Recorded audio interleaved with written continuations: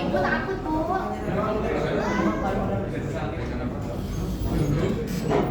Kenapa cepet banget, Nek? Harusnya 10 menit lagi udah. Iya.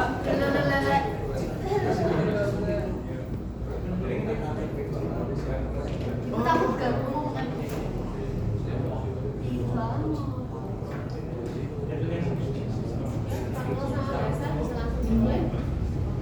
Sendiri ya.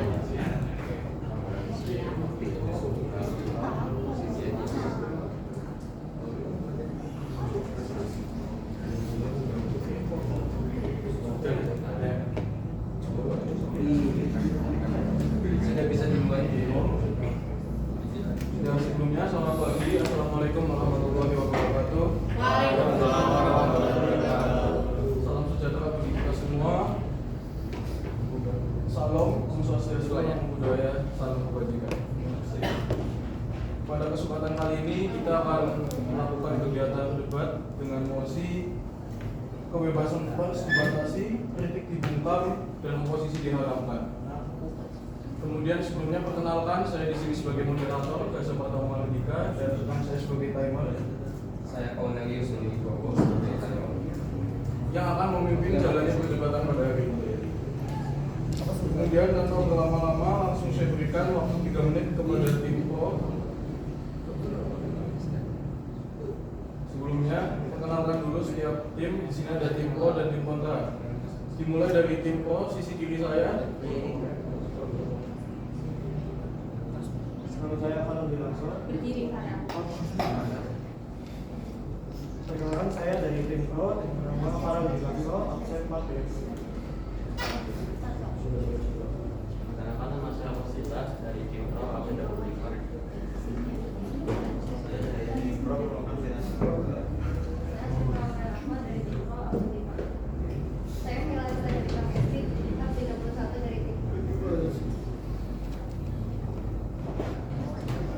Kemudian sisi kanan saya ada tim kontra.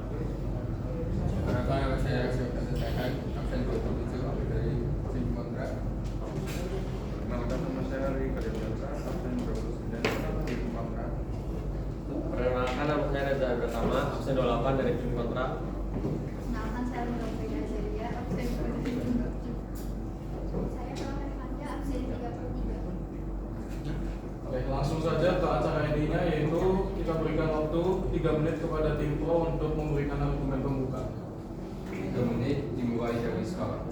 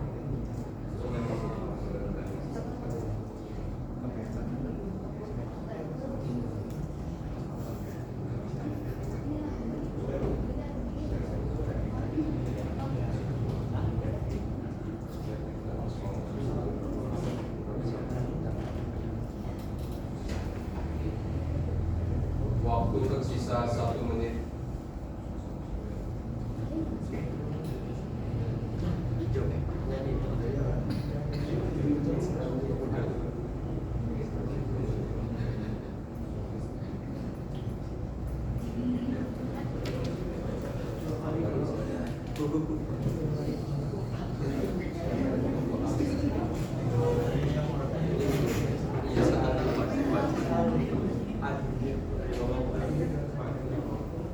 tersisa 30 detik.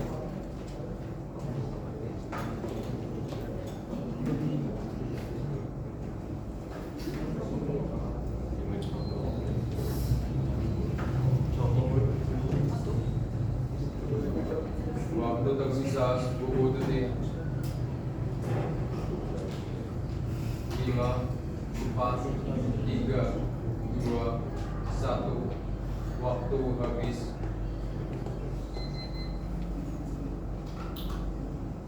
Kemudian diberikan waktu kepada tim O untuk menyampaikan argumen selama 3 menit dimulai dari sekarang. Baik, terima kasih para moderator dan tim oposisi. Pertama-tama, menurut saya pembatasan kebebasan pers, pembukaan kritik dan pelarangan oposisi ini menjadi salah satu kunci untuk menjaga stabilitas nasional dalam Orde Baru. Bahwasannya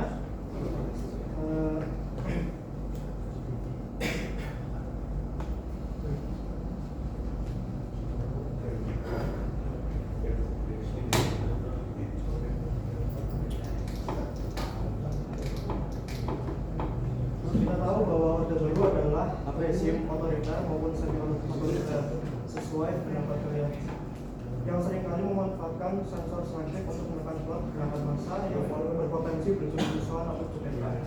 Scholarly evidence menyebut bahwa sensor adalah kunci bagi dukungan populer dan stabilitas rezim sejak era 1935 dari sumber Stanford University.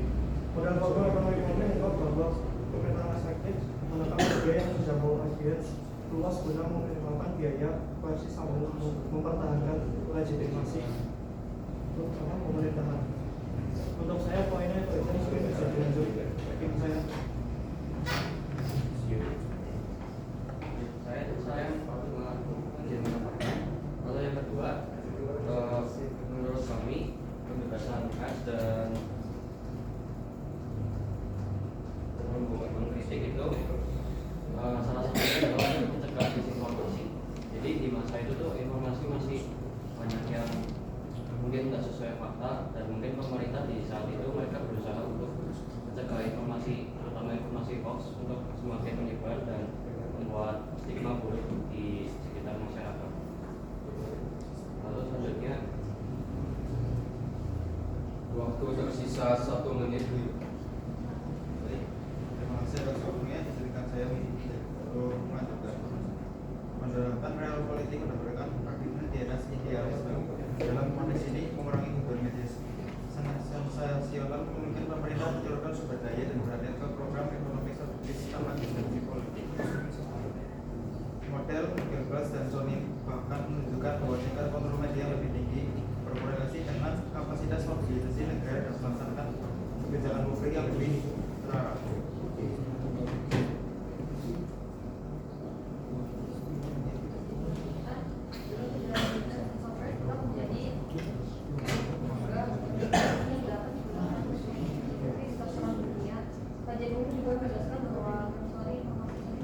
Waktu tersisa 5 detik.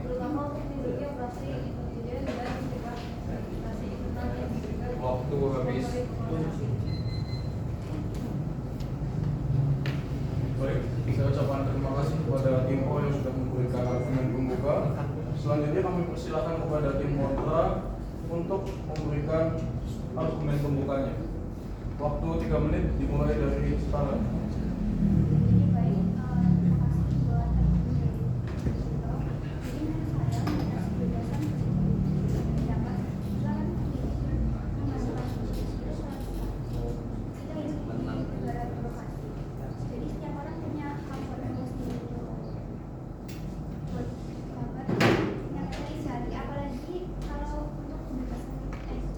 Kebaikan bersama. Kalau rakyat tidak boleh kritik, terus siapa yang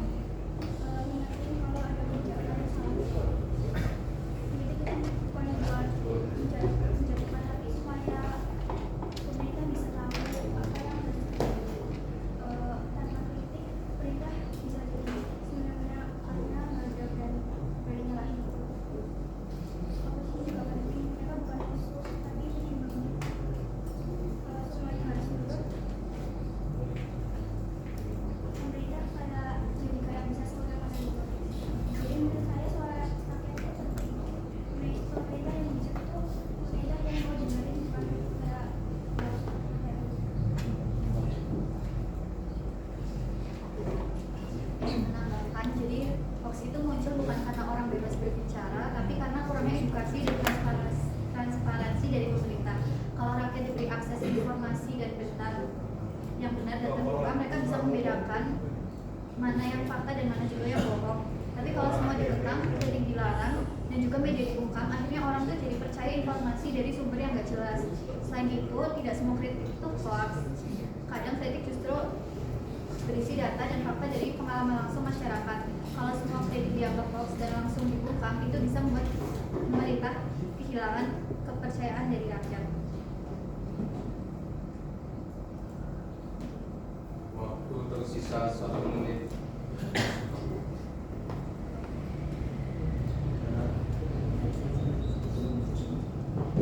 Apakah ada tambahan dari tim kontrol? Saya ingin menambahkan, jadi cara yang tepat untuk melawan hoax adalah bukan dengan membatasi pendapat, dengan memberi ruang dialog, transparansi, dan pendidikan literasi informasi kepada masyarakat. Cukup. Apakah masih ada tambahan dari saudara tim kontra?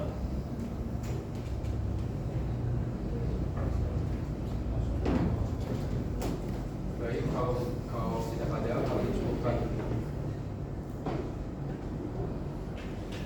Baik, saya ucapkan terima kasih kepada tim kontra yang sudah memberikan argumen pembukaannya.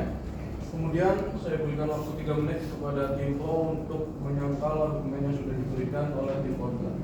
Waktu 3 menit dimulai dari sekarang. Baik, terima kasih tim pro sudah memberikan argumen. Pertama, untuk tentang demokrasi, di mana itu adalah bentuk pemerintahan kita.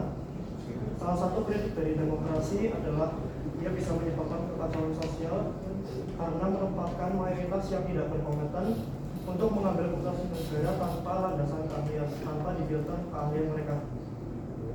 Dianalogikan oleh Socrates sebagai kapal negara, dalam analogi kapal negara, kapal tidak mempelajari seni navigasi, namun berhak mengemudi.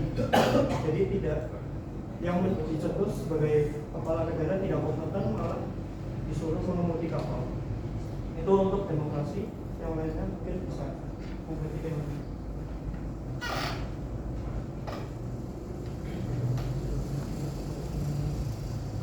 Baik, selanjutnya untuk yang pembatasan kritik. Jadi mungkin untuk bagian kritik itu tidak semua masyarakat itu mereka paham untuk menyampaikan kritik yang baik dan benar. Jadi kadang ada beberapa komponen dari masyarakat yang mereka tuh sifatnya kayak buat manas-manasin, tapi ada juga yang kritikan terbangun.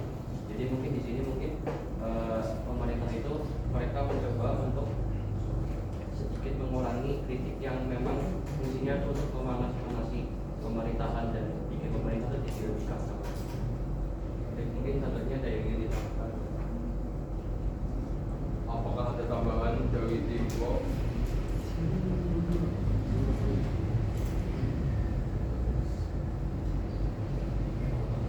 Waktu tersisa 1 menit 10 detik.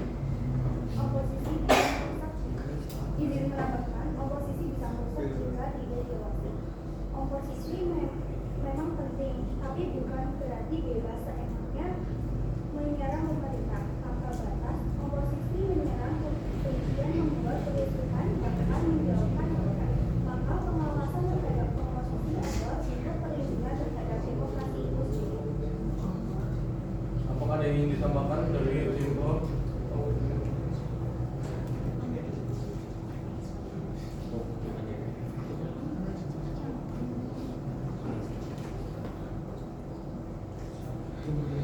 Izin menambahkan, pelanggaran oposisi mengajukan prinsip oposisi politik yang benar. Oposisi berperan penting dalam menjaga keseimbangan kekuasaan. Jika oposisi diharapkan, maka rakyat hanya diberi satu pilihan politik yang bertentangan dengan hak politik secara bebas dan adil.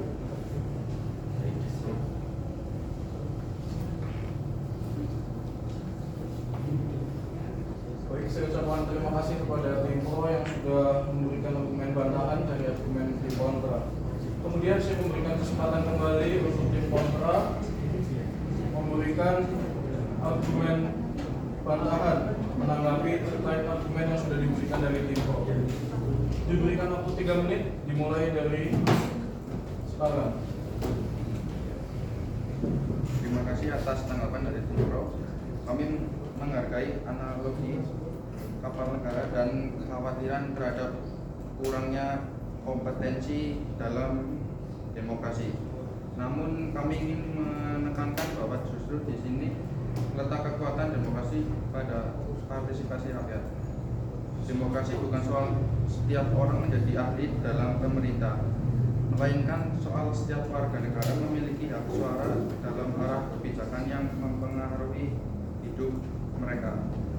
Setiap demokrasi modern telah mengembangkan checks and balance, lembaga ahli, dan sistem representatif agar keputusan teknis tetap dijalankan oleh kompeten seperti menteri, penasehat, dan birokrat profesional. Izin menambahkan, jika alasan tidak ahli digunakan untuk membatasi suara rakyat, maka apa bedanya dalam sistem aristokrasi atau otoritarianisme yang justru sering mengabaikan kepentingan publik? Dalam demokrasi, rakyat bisa belajar, menyuarakan pendapat, dan mengoreksi kesalahan. Sistem ini memang tidak sempurna, tapi ia memberikan ruang perbaikan yang terus menerus, dan itu kekuatannya.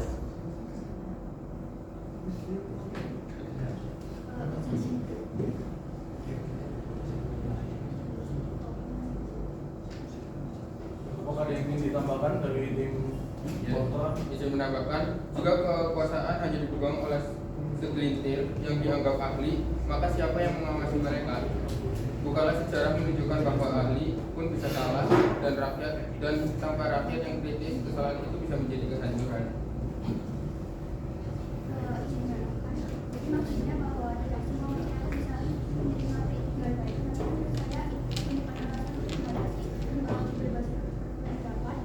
Justru karena dari semua orang paham cara menyampaikan atau menerima kritik dengan baik, seharusnya yang dilakukan adalah mendidik masyarakat, bukan malah membungkam suara mereka.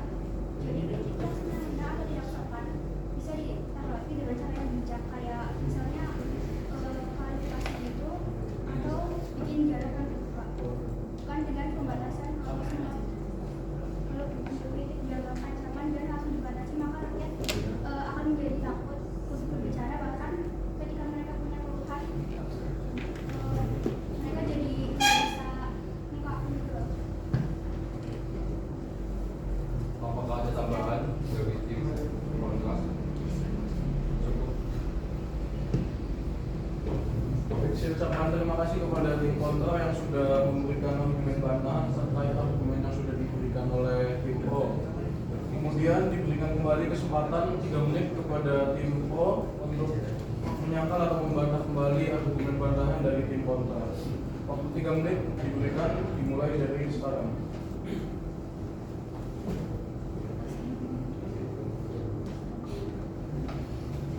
Waktu terus berjalan.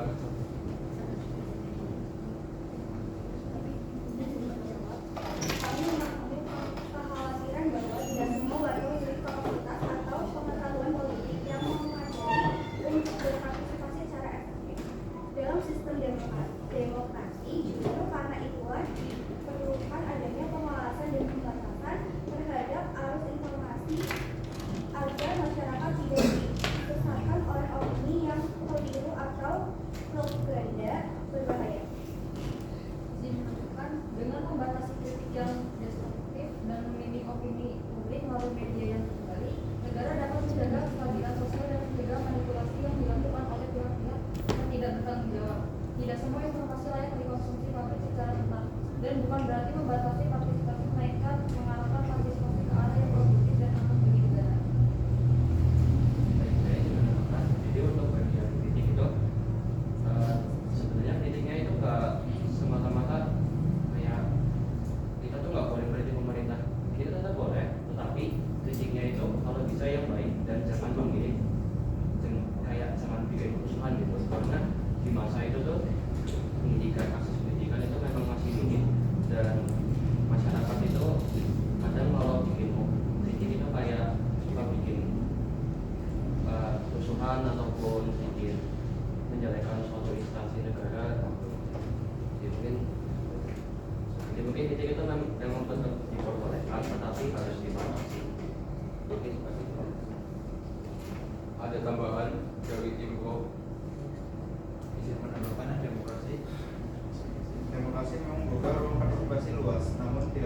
Twitter, partisipasi dari individu yang kurang paham bisa disalahgunakan oleh elit-elit politik untuk kepentingan tertentu. Oleh karena itu, pembahasan terhadap pers, kritik, dan oposisi digunakan untuk menjaga disinformasi yang menyesatkan masyarakat awam. Apakah ada yang ingin ditambahkan dari saudara kelompok? Sudah cukup?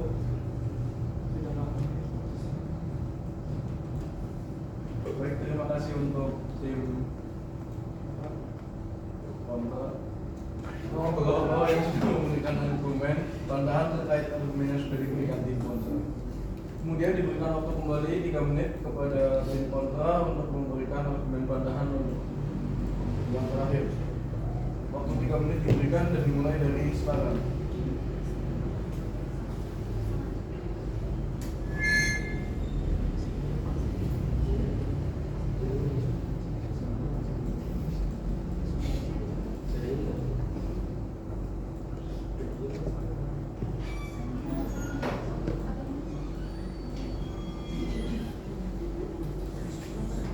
Waktu untuk berbicara. Terima kasih untuk argumennya. Izin memberikan bantahan. Jadi membatasi akses informasi dan kritik bukanlah solusi, justru berpotensi memperburuk masalah. Jadi dalam sistem demokrasi kunci utamanya adalah keterbukaan informasi. Bila hanya ada satu versi narasi yang diizinkan oleh negara, maka rakyat tidak punya peluang untuk menilai mana yang benar dan mana yang manipulatif. Solusi terhadap informasi keliru bukanlah sensor, melainkan literasi. Masyarakat perlu diedukasi dan bukan dibungkam. Jika pengawasan digunakan untuk mengawasi kritik, siapa yang mengawasi si pengawas kekuasaan dan yang tidak dikritik akan akan disalahgunakan. Demokrasi hanya bisa berjalan sehat jika rakyat diberi akses pada berbagai sumber informasi dan memiliki kebebasan untuk bertanya, menyanggah, dan mengoreksi pemerintah.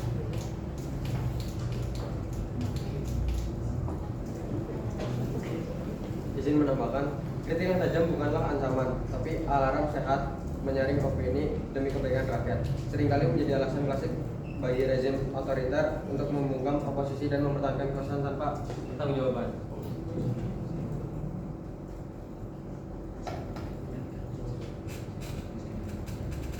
Izin menambahkan, mengendalikan media demi stabilitas sosial terdengar ideal, tapi dalam praktiknya seringkali justru menjadi alat untuk menutupi kegagalan pemerintah dan membungkam suara rakyat. Ketika negara mengarahkan partisipasi hanya ke arah yang dianggap aman, maka itu bukan lagi partisipasi tapi penggiringan opini. Izin menambahkan, kita harus ingat informasi yang dikendalikan negara bisa dipilih secara sepihak. Apa yang dianggap tidak layak dikonsumsi bisa jadi adalah kebenaran yang menyakitkan bagi penguasa. Demokrasi sejati justru membutuhkan masyarakat yang punya akses terhadap beragam informasi agar mereka bisa membentuk opini secara kritis, bukan pasif menerima narasi tunggal. Apakah ada yang ingin ditambahkan dari tim kontra?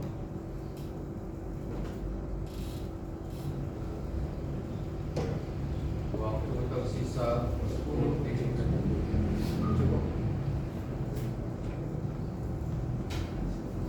Baik, saya ucapkan terima kasih kepada tim kontra yang sudah memberikan argumen bantahan atas argumen yang sudah diberikan oleh tim pro. Kemudian diberikan waktu 2 menit untuk tim pro memberikan kesimpulannya. Waktu 2 menit dimulai dari sekarang. Baik, sebelumnya saya akan menyampaikan kesimpulan dari kelompok pro. Jadi menurut kami kritik itu memang perlu, tapi kritik itu perlu dibatasi dan perlu dilakukan dengan baik, karena mengingat kualitas dari SDM masyarakat kita yang masih rendah dan mereka kadang jika memberikan kritik itu masih asal-asalan dan tidak dipikirkan. Baik, mungkin itu saja dari saya. Dari semua argumen yang kami sampaikan, jelas bahwa pembatasan kebebasan pers, kritik, dan oposisi bukan berarti anti demokrasi, tapi justru langkah strategis untuk menjaga stabilitas, menjaga konflik, dan membangun bangsa. Kebebasan tanpa batas hanya akan membuka pintu bagi hoax, provokasi, dan berusaha.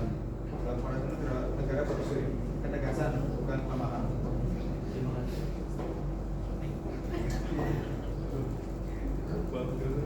Apakah cukup dari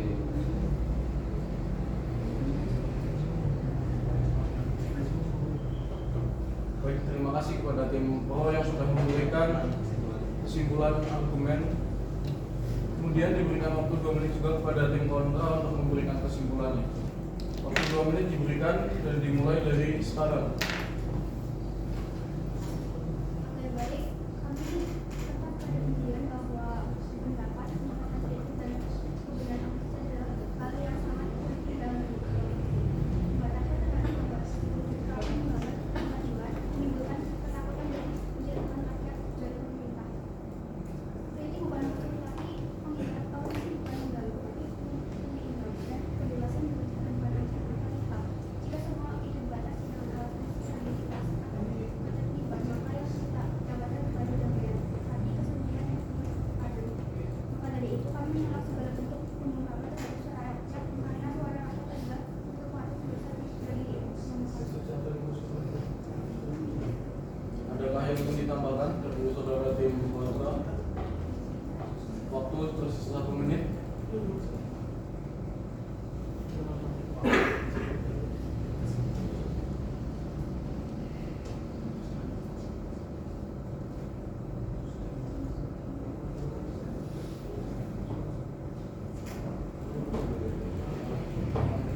Waktu tersisa 45 detik.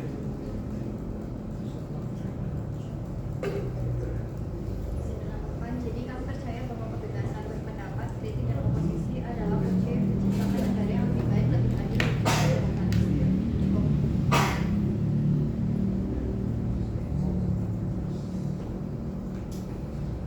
Baik, kembali saya ucapkan terima kasih kepada tim yang sudah memberikan argumen yang masing-masing pada hari ini. Saya ucapkan terima kasih kepada tim pro dan tim kontra. Kemudian saya tutup acaranya, demikian debat hari ini. Terima kasih kepada seluruh tim yang sudah berpartisipasi secara antusias. Saya harapkan melalui perdebatan ini dapat menambah ilmu serta melatih pemikiran yang kritis terkait pemikiran-pemikiran yang sudah ada. Dan sekian debat hari ini. Sekali lagi saya ucapkan terima kasih. Wassalamualaikum warahmatullahi wabarakatuh. Waalaikumsalam warahmatullahi wabarakatuh. Tepuk tangan untuk kedua tim. Untuk kedua tim sudah bagus, hanya saja masih ya dari awal masih kontekstual. Untuk yang